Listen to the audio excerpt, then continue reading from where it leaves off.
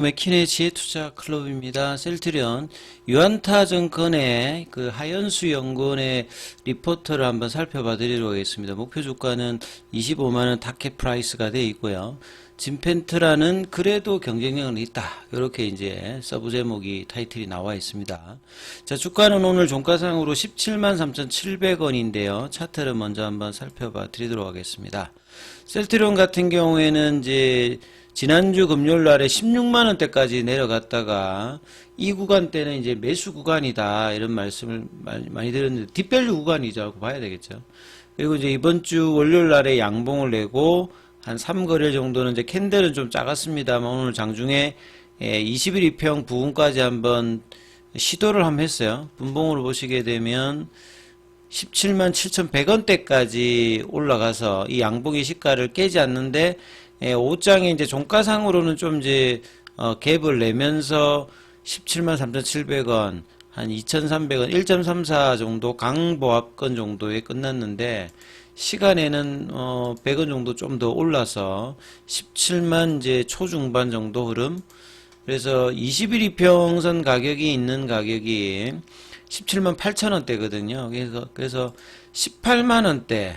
그 다음에 이제 뭔가를 돌리려고 하면 19만 5천원대죠. 이전에도 항상 19만 5천원대가 유지가 되어야 20만원이 넘어가는 교두부인데 여기까지 가기 위해서 이제 다음 단계가 요 이제 21 2평이 있는 여기 지지받아야 볼린저 밴드 상단 가격 부근에 있는 게 이제 19만원대잖아요. 그래서 다음 주까지 남아있는 기간 동안에 18만원대, 19만원대를 가기 위해서 일단 이 구간을 회복하는 게 거래량 동반해서 나오는지 여부가 일단은 제일 중요하다라고 보여집니다. 수급상으로 이제 좀 보시게 되면 수급상의 흐름에서 이 셀트리온 같은 경우에는 좀 살펴보면 오늘은 외국인 쪽에서 이제 10만 주가 들어가 있고 기관들도 한 11만 주 매수는 양매수죠. 그러니까 요럴 때 가장 강하죠. 요럴 때 이제 가장 강하고 자사주 관련되는 부분들은 보시게 되면 오늘 자사주 관련되는 부분들은 이제 19일 요거로 이제 일단은 그 뒤에는 없습니다. 그래서 요 16만원대까지 찍고 지금 이제 한 4일 정도 파라볼릭자의 어떤 이제 추세 전환도 일단 양봉을 기점으로 이번 주 월요일 기점으로 일단 돌았거든요. 주봉상으로는 이 돌기 위해서는 가격대가 지금 파라볼릭 가격은 20만 6천원이거든요. 그러니까 20만 5천원대가 넘어가면 이제 박스권이 돌파되는 가격이니까 그냥 여기서 올라가서 이 가격을 가든지 아니면 이 가격이 내려오는 데까지 기다려서 시간 조정과 뭐 이걸 하면서 돌리든지 뭐 이런 흐름이거든요.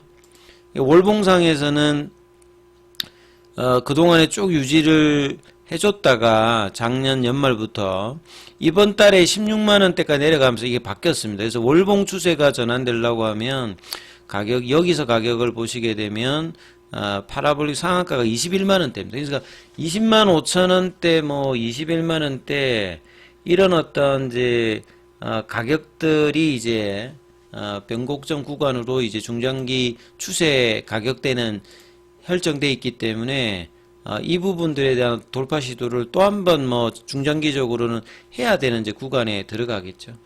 그래서 3분기 이제 실적 이후에 레키로나의 진펜트라의 어떤 이제 실적의 어떤 기대치 하에 때문에 주가가 16만원대, 그러니까 이전의 박스권보다 더 밀렸다가 여기는 이제 감해도 뭐 구간이고 밸류에이션 매력이 있는 구간이기 때문에 이제 반등을 하기는 했죠. 그래서 유안타증권의 이제 리포트를 바로 한번 살펴봐 드리면요. 이분이 이제 하연수 연구원이고요. 여기는 이 하우스는 이제 목표 주가 타켓 프라이스가 25만원이니까 현재 주가 대비해서 46% 상승 여력을 가지고 있습니다. 그래서 이제 내용을 보면 바이오 시밀러 2.0이라고 했죠.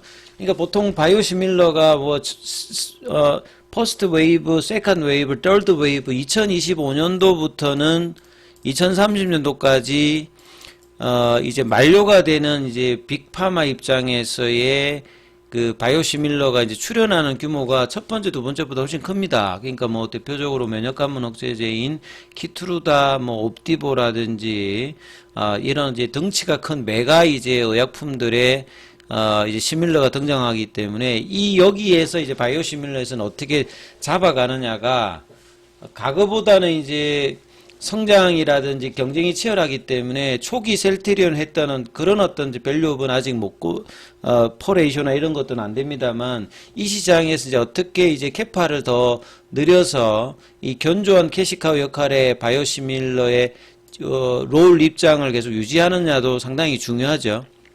요게 기반되어서 이제 신약으로의 어떤 그 진행을 해 나가야 되는 상황이니까. 그래서 2025년도에는 5개의 신규 바이오시밀러 품목, 그래서 현재 6개에다가 11개까지 이제 품목이 늘어나면, 이제 캐파라든지 그 매출 수익성 관련되는 부분들이 좋아지겠죠.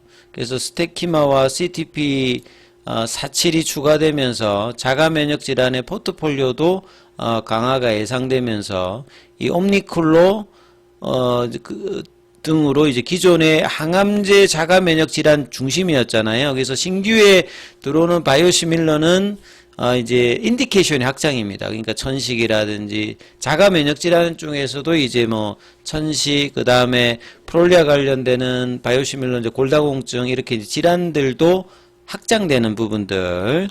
그리고 이제 중요한 부분은 마케팅에서 이제 직판 전환을 유럽이나 미국에서 했기 때문에 이게 이제 수익성에서는 이전보다는 레벨업이 될 수 있는 어떤 부분들이겠죠. 그리고 헬스카의 합병으로 이제 실적들이 올해부터 이제 본격화되기 때문에 내년이 이제 이런 부분들이 더 이제 진성 매출이 나오겠죠.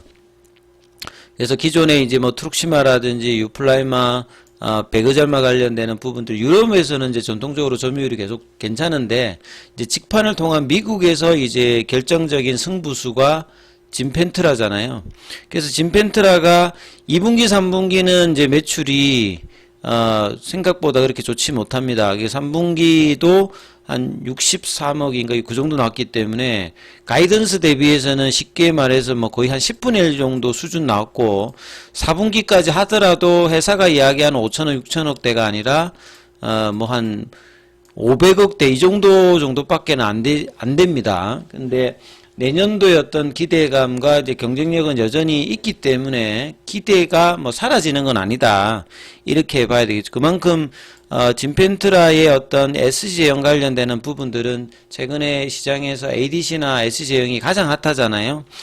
그렇기 때문에 이 진펜트라의 어떤 성공 여부가 주가에서도 굉장히 중요하고 2025년도부터 4분기가 아니라 내년도부터는 이제 매출에 본격화된 기대감을 가진다는 게 최근에 이제 기관하우스의 공통적인 이제 비유다 이렇게 보시면 되겠죠. 그래서 바이오시밀러 2.0이라는 부분들도 앞서 말씀드렸듯이 암과 자가면역 질환에서 적응증 확장들이 전반적으로 나타나는 부분들도 질적인 변화가 있는 거고요. 아직까지는 부진한 진펜트랍니다만 여전히 경쟁력은 가지고 있고 3대 PBM을 이제 등재 이후에 결국 이제 IB 제형으로서 바로 이제 진펜트라를 처방을 받는 게 아니니까 이게 시간이 걸린다는 것들도 어제 현대차증권의 이제 리포트에서도 그 부분 설명을 해드렸는데 환급 절차까지 3개월 정도가 소요가 되고 그 다음에 이제 S제형인 부분이 자가 투여가 가능합니다만 이제 이 부분들이 바로 처음부터 이제 진펜트라로 가는 것이 아니기 때문에 이런 스위칭 관련되는 부분과 그 다음에 광고나 홍보를 통해서 바로 이제 S제형으로 갈 수 있는 환자 수의 확보 이런 것들도 이제 중장기적으로는 나올 가능성이 높다 이렇게 이제 보는 거죠. 그리고 이제 전통적으로 안정적인 어떤 성장을 이 램시마 같은 경우에는 2017년도부터 일단 오리지널을 이겼지 않습니까? 그래서 이제 뭐 램시마 점유율 같은 경우는 여전히 유럽에서 강한 흐름들을 지금도 이렇게 보여주고 있기 때문에 이런 캐시카우가 있었을 때 이제 바이오 신약 회사로 이제 전환을 꾸준하게 이제 해야 되는 어떤 상황이다. 그리고 이제 결국 이제 수익률 개선이 중요합니다. 그래서 이익률 개선이 되기 위해서 결국 이제 신제품 관련되는 부분과 이렇게 이제 직판을 통한 부분과 그 다음에 이제 진펜트라는 신약이기 때문에 미국에서는 약가가 유럽보다 높기 때문에 얼마나 이제 진펜트라를 잘 파느냐. 진펜트라의 이제 4분기 예상치도 보시게 되면 한 430억이니까 합쳐가지고 해도 전체적으로 한 500억대 되니까 좀 보수적으로 잡았던 하우스들도 한 2천억대는 되는데 거기도 좀 못 미칩니다만 내년도는 계산을 해보시면 여기는 이제 유안타의 이야기예요. 유안타의 이야기로 보게 되면 이제 뭐 700억대, 1000억대 하면 한 뭐 러프하게 잡으면 한 4천억대 정도 안 되는 요 정도 흐름이거든요. 그러니까 회사가 그 1조가 넘어가는 블록버스터 관련되는 부분하고는 아직까지는 이제 시각 차이가 있기 때문에 요거는 이제 4분기 실적과 이제 본격적으로 실적이 나오는 부분에 따라서 이제 이 부분은 변화 사항이 있습니다만 올해 보여준 걸로는 내년도에 어떤 그 상향 관련되는 부분보다는 대부분 좀 보수적으로 지금 하우스들은 잡고 있다. 이렇게 좀 보시면 되겠죠. 그래서 내년도는 뭐 그럼에도 불구하고 나머지 이제 뭐 유플라이마라든지 베그젤마라든지 램시마이스시라든지 기타 제품들이 오기 때문에 성장의 흐름들은 이제 2025년도에는 올해보다도 YOY로 보게 되면 30% 이상 계속 이제 성장하는 어떤 부분으로 매출액을 보여준다는 부분이고요.